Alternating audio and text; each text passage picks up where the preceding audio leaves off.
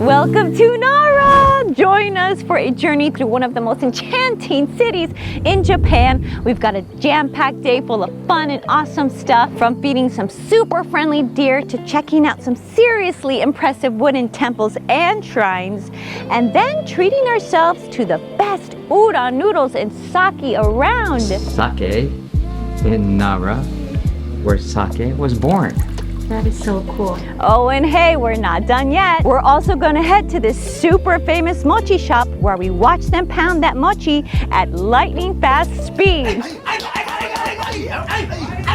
What is happening, guys? And you're watching Mom Duty. Join us as we travel around the world. And by the way, this is episode 3 of our Japan adventure. So make sure you watch our first 2 right after this. So get this, guys. Nara has over 200 cultural properties, including temples, shrines, statues, paintings, and crafts, making it the city with the most treasures in all of Japan. And get this too, Nara has not 1, not 2, but 8 UNESCO World Heritage Sites, which is more than any other city in this country. But the real stars of this city are the friendly deer. And there's one coming right behind you, Nelvin. He's coming towards me. There he is. Hi, baby. Here's the star of the show. Here's the star. Hi, Bambi. Hi. You want some food? Yeah, get the little one.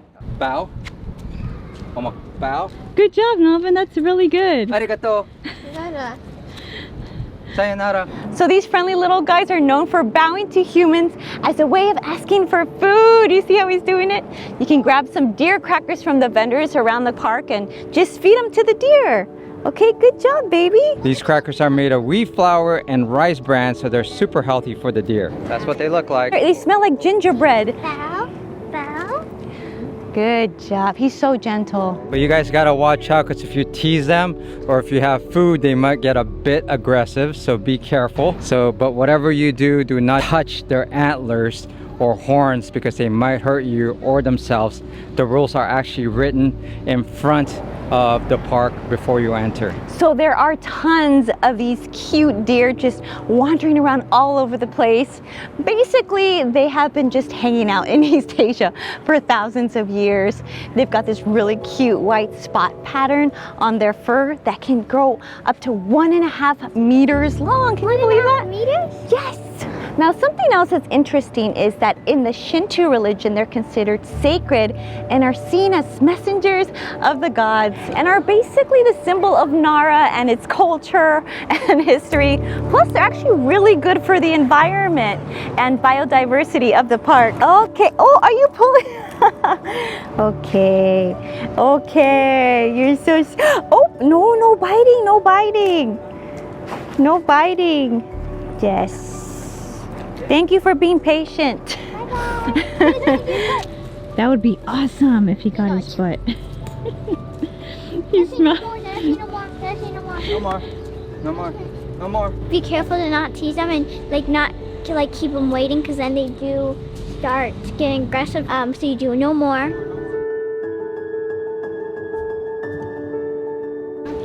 Alright guys, we are done feeding the deer. Now it is time to explore the rest of Nara Park. And like we said before, they have a bunch of temples and shrine. And right now we're gonna see one of the most impressive temples here in not just Nara, but in all of Japan. It is pretty warm, so jackets off. So once you enter this area, there are a bunch of shrines and temples, but we're only going to one temple today and one shrine, because it'll take a full day just to see all of these temples all together, and we don't have that time today. But check out this temple right here. Beautiful. Hey, where are you from? California. United States. Cambodia? California. United States. Yes. Thank you. Thank you. Please enjoy your trip. Oh, thank you so much. Goodbye. Bye-bye. Okay, we've noticed all these kids with yellow hats, and I heard if they're wearing yellow hats, they are by themselves, because here in Japan, at the age of 6, they can pretty much go wherever they want. and that yellow hat kind of represents that they are minors and that older people or adults look out for them. So that's pretty cool. I wish they had that back in the US or other countries. So you know what, Rocio? I think I'm about to get some of these yellow hats for the kids, so we won't need a babysitter.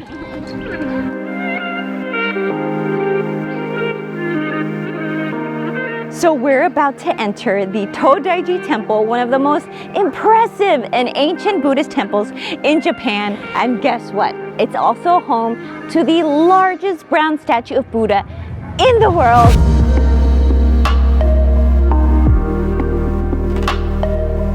Alright, so once you guys enter, you got these ginormous statues. So one is doing like the 3 sign, Like this. like this. Like a flick, like. Yeah, the other one's going like high five. They kind of look fake because of these, because of the metal Looks like a meshing. hologram. Yeah, it looks like a hologram. That's right. We've been to many temples, but this one is pretty impressive, and we haven't even really stepped foot inside. So let's go. Whoa. Whoa! Look at that. Wow. So this temple was built way back in the 8th century by Emperor Shomu as the head temple of all the Buddhist temples in the provinces.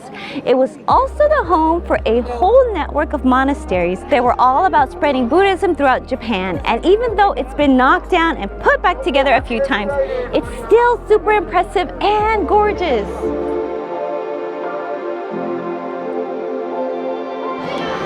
Alright guys, we are about to enter our first temple in Japan.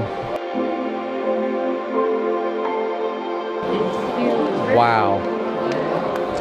Wow, wow, wow. Oh my God, the main temple's hall is amazing. It's huge and bright with these wooden pillars and beams holding up the roof. So get this, the Great Buddha, or Daibutsu, is like 50 feet tall and weighs probably like 1 billion pounds. It was made out of bronze way back in the day and took over 2 million people to finish. You will be amazed by the intricately carved statues surrounding the Buddha statue. They're decorated with gold and jewels, and some even have halos or musical instruments. Alright, there's the big statue over here, and you have the golden statue over here. And right when you pass by them, you have this other statue which is as magnificent as these ones here. Overall, every statue I've seen here is absolutely mind-blowing. Okay, so this is the wooden pillar with a hole in it called Hashira Kuguri, and it's the size of the Buddha's nostril. And they say that if you're able to pass through the hole, that it brings you blessings and good luck. But unfortunately, it's closed, so we won't be able to see if we have any luck by going through it today. And in Thailand, you have the Buddha temples and you have the monkeys. Here you have the Buddha temples and you have the deer. Very peaceful. Yeah, very peaceful deer. Our experience in Japan so far has been very unique and amazing at the same time. So we made it to Kasuga-Taisha Shrine, one of the oldest and most sacred places in Japan. It was founded way back in 768 CE by the powerful Fujiwa clan, and it's dedicated to 4 deities who protect the city of Nara and its people.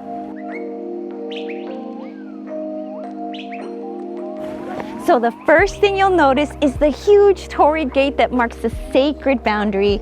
This gate is one of the oldest in Shinto, and it's made of solid cypress wood. But that's not all. Along the path to the main sanctuary, there are hundreds of stone lanterns that line the way. These lanterns are donated by worshippers, and they're lit twice a year during special festivals. They must look really cool during that time. And I just overheard a tour guide say there's about 3,000 of them.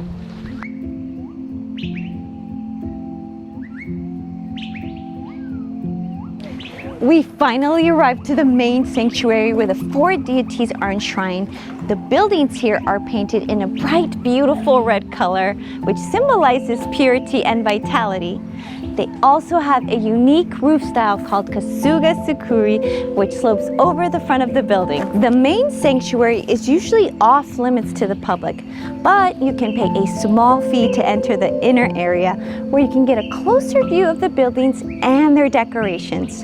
One of the most striking features here are the bronze lanterns that hang from the eaves. There are over 3,000 of them, each with a unique design and inscription.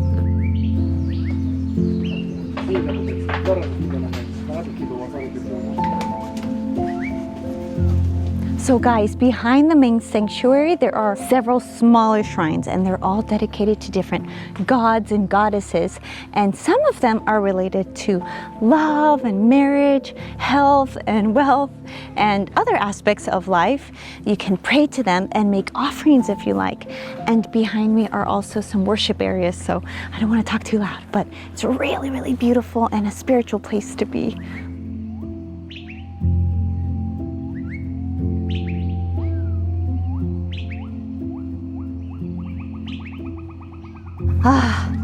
It's been just an incredible day.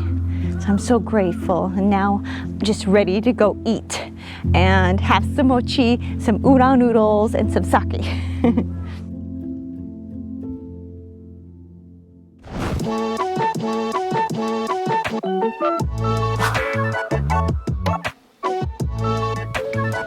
So here's a pretty cool fun fact, guys. Japanese sake was actually born here in Nara. The first recorded production of rice wine was in the 8th century, and it was here. So that's pretty cool. And right now we're at Kamaika restaurant, where they're known for their sake and also their udon. We are hungry. We walked like about close to 9 miles today. So if you're ever here in Nara, be prepared to walk a lot. And of course, you gotta have beer with your sake. Sake in Nara, where sake was born. That is so cool. I know. So this is their home brewed sake. I have a high expectation right now. I know. Oh, it's different. Very different. It's got a lot of flavor. Tons of flavor. I didn't expect that. It kind of almost was carbonated a little bit or something. Did it kind of? And it kind of hits you through the nostril, almost like a wasabi shot. Yeah. But then it's smooth. You don't even feel it going down. It feels like it's up here.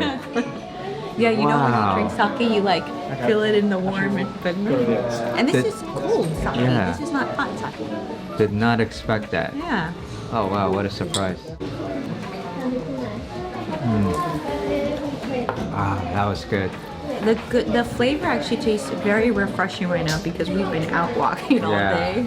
So it was good. Now we can cross this off our bucket list. Yeah. It was good.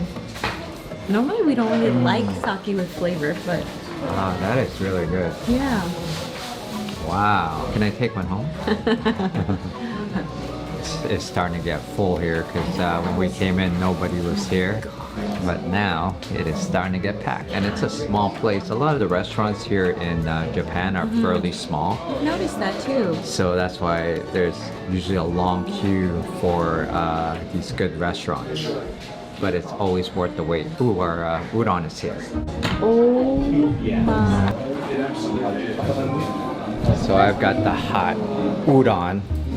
Here you can get it cold or hot. I got that with 2 tempura shrimp, and I also got egg on top of it. And along with that egg is mushroom, cabbage, lettuce, of course the udon, and green onions. Oh, it smells so fresh and delicious. I'm excited to try it. I got what Nia got, just the classic udon noodle with the broth and some chicken tempura. I've never heard of chicken tempura. I only heard of like shrimp tempura, vegetable tempura. This is chicken tempura. Amazing. Don't try it. Don't try it without It's me. gonna be so good after a long day. I got. What did I get? What did I get, Mom? Everything. So we have like this glass, this barrier right here. So it kind of feels separated for the kids. All they need is their yellow hat. I'm making it more of an eggy ramen, so that's why I added the egg yolk inside of it, and so now it's egg yolky. I'm just trying to mix it up. Nia just taught me a really cool chopstick trick to get your noodles on. So she said you stick both of them in, you kind of wrap them around each other. Once you have some, you put them together, and you get some. That's a good trick, Nia. And some of my udon is falling off. because I didn't put it in correctly. Okay, this is going to be my first ramen. First udon, My first udon in Japan.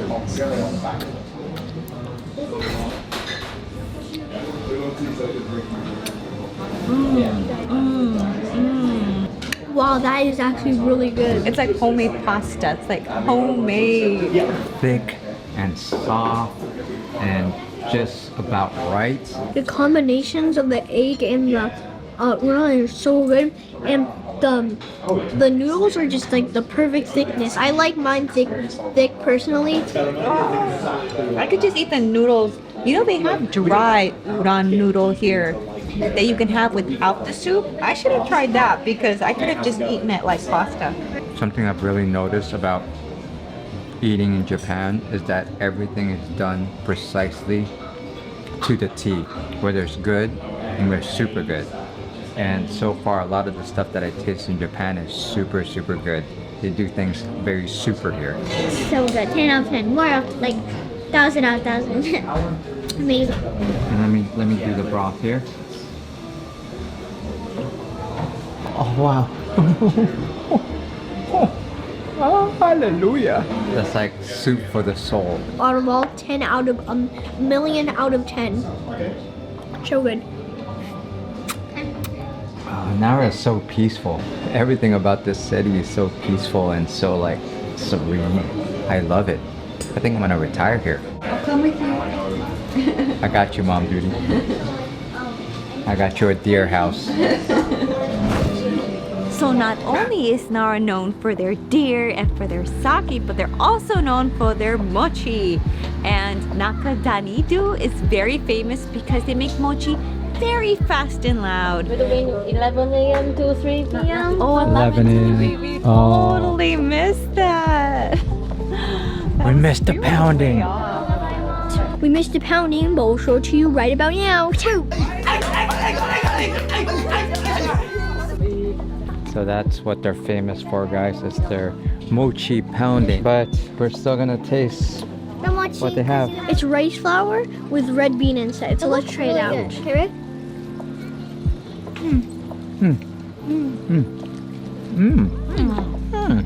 It's like jam.